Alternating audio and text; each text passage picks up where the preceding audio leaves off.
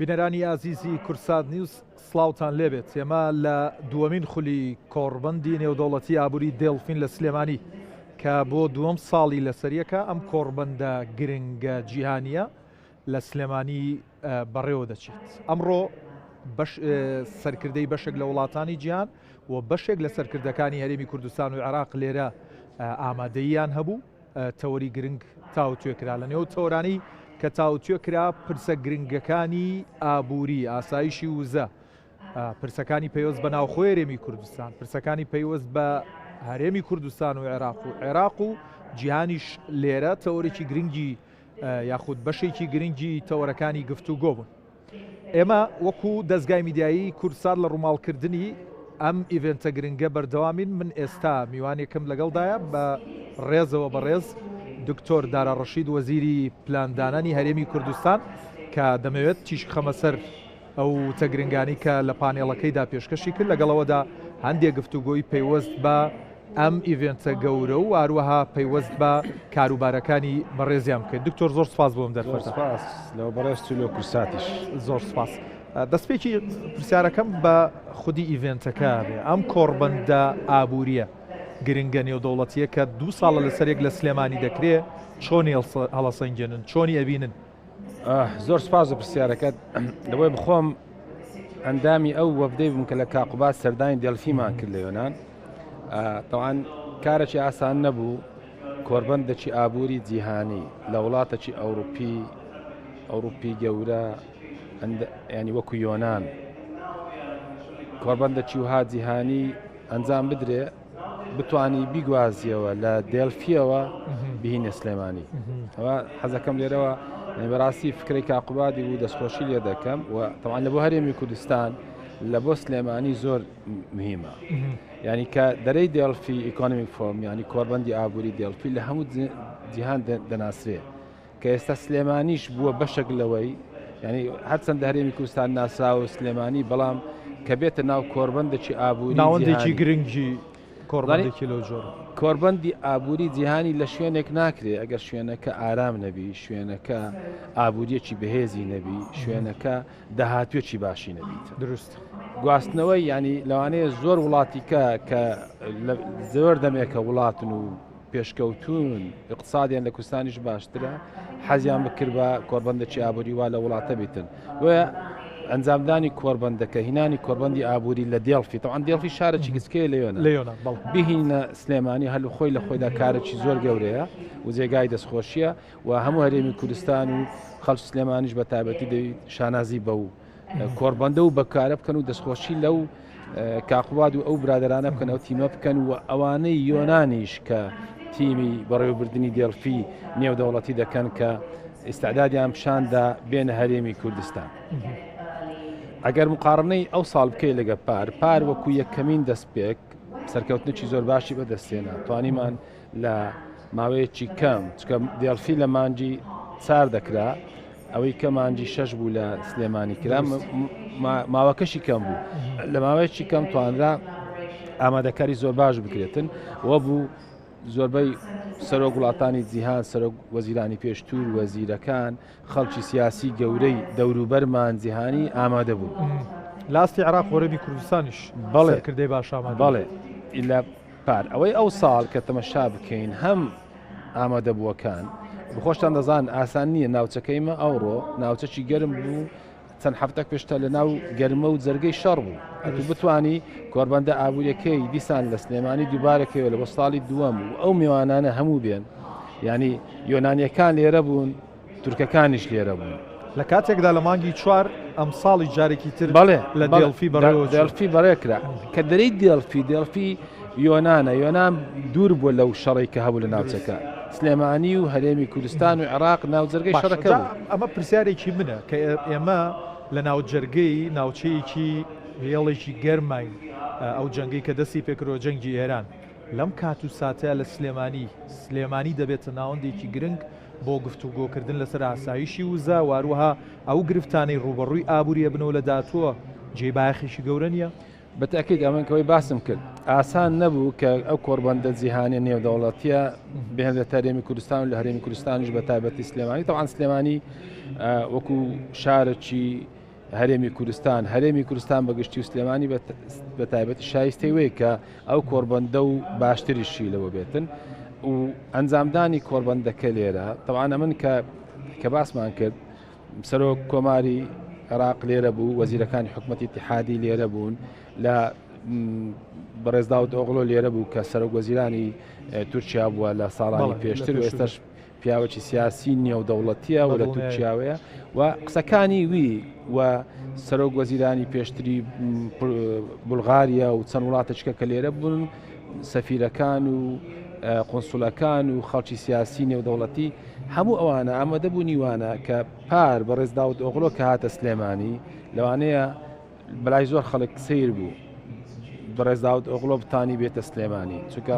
ڕسمەکی زۆر خراپ لە بۆ هەرێمی کوردستان بە تایبەتی سلێمانی کرابوو بەڵام کە بەڕێز داود ئۆغڵۆ هاتە کۆربەندەکە و هاتە سلێمانی و زیاتر تەشجیع بوو تەنهاوە نەبیتن بە حیمایەکی زۆر و سکیوریتێکی زۆرە بێتە ناو بینای کۆربەندەکەەوە بوو دیتمان چوە بازار چوە ناو بازار چۆ کەوابخانەکان ئەوە مەستێکی گەیان کە سلێمانی شارێکی ئارامە ئابوووریەکی بەهێز و بەرهێنانی بەهێز لە شوێنێک ناکری ئارام نەبیت زۆر باشە ئەوەی کە دیتمان لێرە وەزیرەکانی حکومەتی اتحادی ئیشارەتیان پێدا سلێمانی و هەرێمی کوردستان و لە هەرێمی کوردستانی سلێمانی زۆرترین و بەرهێنانی لێکرا و زۆرترین کارگەکان و معمەلەکان تەمانەوە وەزیری اتحادی و قسەی کرد لەوانەیە داتایش لای من نەی بەدەقیقی وەزیری حکومەتی اتحادی ئیشارەتی پێدا کە بەو راپۆرتانی کە هیانە زۆرترین کارگەکان و معمەلەکان لە سلێمانین بەڕستان وەزیری پلاندانانی هەرێمی کوردستان ئەم جۆرە ئیڤنتانە کە سلێمانی و هەرێمی کوردستان نیشانی جیهانەدا لە ڕووی پلاندانانیشەوە بۆ ڕاکێشانی وەبەرهێنی بیانی ئاسانکاری ناکە بەتاکید ئەوەکو باسم کرد هەر خۆی لە خۆیدا ئەنجامدانی کۆربەندێکی جیهانی ئابووری لە هەرێمی کوردستان و لە سلێمانیش هەر بخۆی ئەوە وەکو نامەکە لە بۆ وەبەرهێنەرانی جیهانی وەبەرهێناری دەرەچی کە ئەو وڵاتە ئارامە ئەتەمەش ئەو خەڵکە سیاسی و حکومیەکە کە لێرە ئامادەن ئەو ڕووسبینە نانە شوێنێک ئەگە ئارام نەبیت نانە شوێنێک ئەگە نەزانن بناغە و بنیەی تحتی اقتصادی هەیە کە مەجای تێدایە تەطویر پێ بکرا وەزیرەکی حکومەتی اتحادی لە یەک لە پەنێلەکان باسی کرد ئێستا زۆربەی مستەسمیرەکانی ئەو بەر فکر دەکەنەوە بێنە هەرێمی کوردستان بەگشتی و لە هەرێمی کوردستانیش ئەوڕە لە بۆی کۆربەندەکە لە سلێمانی بتەرکیز دەکرد کە بێن لە سلێمانی و بەرهێنان بکەن لە بواری پیشەسازی گشت و کاڵ هەتە گەشت و گوزاریش زۆر باشە دکتۆر پانێڵێکتان بوو هەندێک وتەی گرنگتان هەبوو لە نێویدا باستان لە پەیوەندیەکانی هەرێمی کوردستان و عێراق کرد و ئاماژەتان بە چەند مادەیەکی دەستور کرد بۆ پرسە پێم خۆشە لێرە مولەخەسێک لە قسەکانت کورتێک لە قسەکانی پانێڵەکەمان بۆ بیربێنیتەوە و بە تایبەت ئەو بابەتە دەستوریانە چین کە لە بابەتی پەیوەندی نێوان هەرێمی کوردستان و حکومەتی ناوەندیە فەرامۆش کراوە ئەوان دوو وەزیری حکومەتی اتحادی قسەیان کرد باسی ینی بەڕێزە چند باسی سیقە و شەفافەتی کرد کە پێویستە لە بینی هەرێم و بەغدا هەبی برادرێکە باسی لە شەراکەت کرد باسی لە ینی هەموو قسانە هەموو قسەی زۆر جوانن ئەمەگە لە پەنەلەکەم ئشارەتم بە شتێکدا من دکتۆرم لە تۆب ئەگەر تەشخیص یعنی تەشخیصەکی ڕاستت نەبی ناتانی عیلادێکی ڕاش بدەیت یعنی دەبێت تو تەشخیص مەزبوط بوو دەرمانێکی باش دێ و نەخۆشەکە چادەبیتەوە تەشخیص غەڵەت بوو دەرمانی دێ و مسەکنی دێ ئەخیر دەگەی مەرحەلەک عیلاجت پێ ناکرێت ئەمن ئشارەتم بەوەیدا هەموو ئەوانەی کە باز دەکەن شەفافیەت و نیەت سافی و سیقەبێکردن دروست نابی ئەگەر نەگەڕێینەوە تەشخیصەکەی کە چییە کە دەستور لە وڵاتەی مادەکانی دەستور جێبەجێ نەکرێت واتە تۆلێت تەشخیص کرد کێشەکان کێشەکان جا بۆ ئێمەشی تەشخیصکە کێشەکان هەموو مادەی دەستورین ئێستاوەی کە باسی کرد ڕئیسی مەنافزی حدودی باز دەکاتن کە لە منافزی حدودی لە هەرێمی کوردستان گومرگ بواە وایە ئەمەش من باسم کرد گوتم مادەی ١٠٠ دەستوریمان هەیە زۆر بوازحی سەلاحیاتی حەسری اتحادی حکومەتی اتحادی تهدید کردیە چییە مادەی ١٠٤ دەستوریت هەیە سەلاحیاتی مشتەرەک لە بینی حکومەتی اتحادی و هەرێمی کوردستان شتێک هاوبەشە دەی بە هاوبەشی بکرێت لە مادەی 120 دەستوری باز لەوەی دەکاتن ماف و سەلاحیاتی حکومەتی هەرێمی کوردستان چییە کە باس دەکەم مەسەلەن ئەمە هەتا ئێستا کێشەمان هەیە عێراق دەرێ گومرک دەبی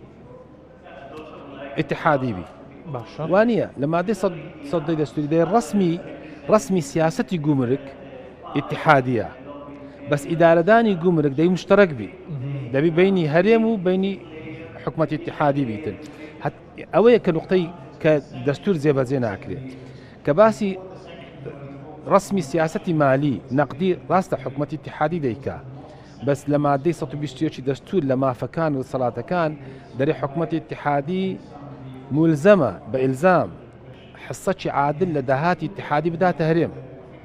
ئەمە حسەی عادل وەرناگرین باز دەکەین باسیوەم کرد کە دەستور جێبەجێ ناکرێت باشە عێراق وەرێمی کوردستان عێراق سەتانەوەتی داهاتی نەفتیە باشە دەکرێ وڵاتێک سەتانەوەتی داهاتی نەفتی بی هەتا ئێستا قانونی نەفت و غازی نەبیتن قانون نەچی نەبیتن ئەو ئیرادەی لە بۆ تەنظیم کاتن و ئەو خلافەی لە بینی هەرێم و بەغدا هەیە تەنظیمی بکاتن نییە قانونەکی اتحادیمان نییە قانونی نەفت و غاز بیتن کە بە گوێرەی دەستور دەبایە شتەکە بە بەناوی قانونی نەفت و غاز دەستور سیاغەی عامدوە دەکات و بە قوانین دێی تەفاسیلی دێی ئەوەی کە ئێستا و سراعی کە هەیە خلاف لە بینی هەرێم و بەغدا مادەی باسیۆم کردن مادەی 111 دەستوری دەرێ نەفت و غاز ملکی هەموو گەلانی عێراقە لە هەر شوێنێک بی لە بەسڕابی لە سلێمانی بی لە هەولێر بی لە دۆک بی هەموو عێراقیەک حەق خۆیتی بەشدار بی لەو داهاتەی بەس ئەو مشکلەمان لەوەی نییە هەموو متفقین کە ئەو نەفتە ئەمن نەفتی بەسڕابی خۆم دەزانم کو نەفتی بەسڕابی خۆ دەزانم غازی سلێمانی و نەفتی سلێمانی و هەولێر و دۆچیش بەدەی بە هاوڵاتیەکی عێراقی لە بەغدا تا بەسرا بزانم ئەوە دەستورە بەس لە مادەی 112 دووەم دەرێ ئیدارەکی مشتەرەک دەبی هەبیتن لە بۆ تەتویری نەک خۆی فەڕسکا و بڵێ من دەبێت بەڵاتی تاو باسی مستەلاحەکەم کرد کە کاتی خۆی یعنی دەبی ئەوەی بزانین ئەو دەستورە چێ لەوێ بووە کە دەستوری عێراقی نووسرایتەوە مامجەلال لە بەغدا بووە مامجەلال بەخۆی خیبرەی سیاسی و قانونی و هەموو ژیانی خۆی لەسەر ئەو دەستورە یەک کەلیمەیان دانایە لە مادەی 112 دەستوری کە ئیلزامی حکومەتی اتحادی دەکات لەگەر محافظات و ئەقالیم و محافظاتی منتیز لە بۆ نەفت ئەوانەی کە بەرهەمی نەفت دەینن مستەڵحی کەلیمەی معنی بەکارینایە معن یعنی بێکەوە لەبەر چ لە بۆی کەس نەتانی زاڵبی لە سەوەکەی کە کەس نەتانی یعنی لە قەرارات تەفەڕوت بکاتن بە تاگڕەوی قرار بدات پێت وایە گەڕانەوە بۆ ئەو خاڵانەی دەستور دەبێتە خاڵی چارەسەری تەواوی کێشەکانی نێوان هەرێمی کوردستان و عێراق بەڵێ ئەگەر حکومەتی اتحادی حکومەتی هەرێمی کوردستانیش تەوان ئەوانەی کە ئەم باسم کرد هەموو ناکرێت برین بەس تەنها خەتای حکومەتی اتحادیە بە خۆشمان خەتامان هەیە چکە ئەمە نەهاتینە ئیسرا لە سۆی بکەین دەبی دەستور جێبەجێ بکرێت ئەگەر ئەمن قسەکم کرد پێویستە عێراق بین پەیوەندی نێوان هەرێم و بەغدا لە ئیدارەی ئەزەمات لە بەڕێوەبردنی قەیرانەکان بگوازرێتەوە لەو بەڕێوەبردنی شەراکەتی هاوبەش کە لە خزمەتی هەموو گەلانی عێراقی بەس ئەو بە قسە نایە ئەو قسانە زۆر کرایە هەتە نەگەڕێەوە سەر دەستور دەی پێت برێ نەفت و غاز چییە دەستور پێت دەرێ ئیدارەدان کو دەکرێت دەستور پێت دەرێ گومرک چییە ئیدارەدانی کووە دەستور پێت دەرێ بەشە بودجێ هەرێمی کوردستان چییە دەستور پێت دەرێ دەبی مەجلس اتحادی دروست بیتن ئەگە هەر سراعەک هەبوو لە بینی هەرێمەکان و محافظات و حکومەتی اتحادی لەو مەجلسە وەکو مەجلسی نواب بەکاربێ دەستور پێت دەرێ بڕۆ کێشەی ناوچە کێشە لەسەرەکان مادەی 140 دەستوری لۆدانایە بڕۆ ئەو مادەی جێبەجێ کاتە ئەو سراعەی کە هەیە هەموو ڕۆژ جێیش هات فەلاحی کوردی دەرکرد فەلاحی کورد سۆسە فەلاحی عەرەب تورکمان غەدری لێکرا هەموو ئەوانە لە دەستور جێکرایتەوە بەڵام بەداخەوە دەستور جێبەجێ نەکرا بەڕێستان کێشەکانتان دیاری کرد و چارەسەرەکەشتان بۆ دانا بە دەرفەتی ئەزانم باسی بابەتی بکەین بابەتی سەرژمێری لە هەرێمی کوردستان و عێراق ئەو سەرژمێریان جامدرا بۆ بە پرۆسەیەکی تا ڕادەیەک سەرکەوت و ئاماژەی پێکرا وەکو کوردستان چ دەستکەوتێکمان لەو سەرژمێریە هەبوو سەرژمێری بەخۆی زۆر گرنگ بوو ئاخر سەرژمێری لە عێراق ساڵی 1970 کرایە لە 97 کرا بە هەرێمی کوردستان بەس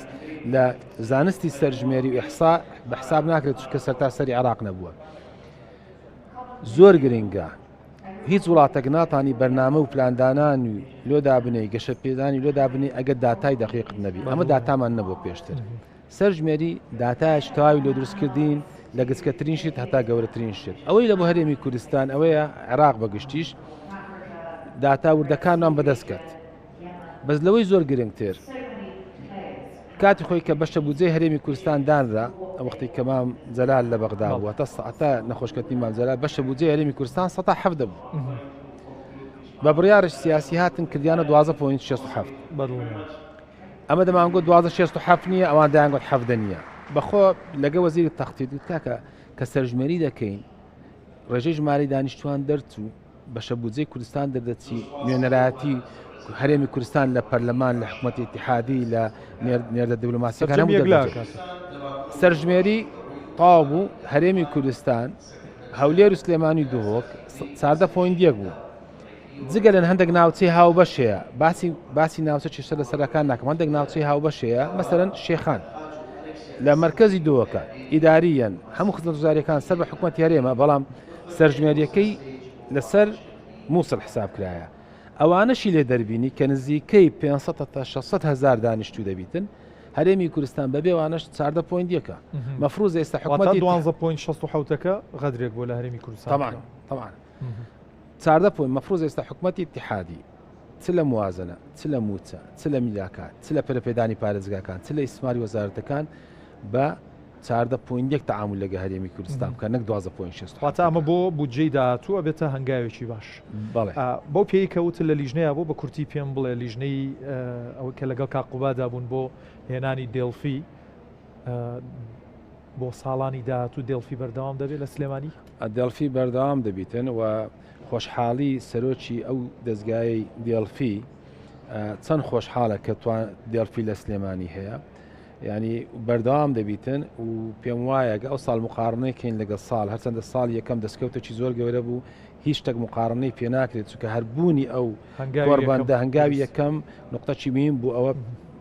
خەتۆی یەکەم بوو ئەوەی ئەو ساڵ مقارنەکەین زۆر باشتر بوو هیوادارم لە ساڵین دواتوو باشتر بیتن و هەرێمی کوردستان بستە قۆناغەکی باشتر ئەو کاتە بە ئەکید لەوانەیە زۆر وڵاتی کەش هەیە زۆر خەڵکی سیاسی و اقتصادی کەش هەیە بتوانن بەشداری لەو کۆربەندە بکەن بەڕێز دکتۆر دارە ڕەشید وەزیری پلاندانانی هەرێمی کوردستان زۆر سپاس بۆ دەرفەتە زۆر سپاس ڕووماڵکردنی کۆربەندی دڵفی سلێمانی کە خولی دووەمێتی و بۆ 2 ساڵی لەسەرێکە لە سلێمانی دەکرێت لەلایەن دەستگای میدیایی کورساتەوە بەردەوامی هەیە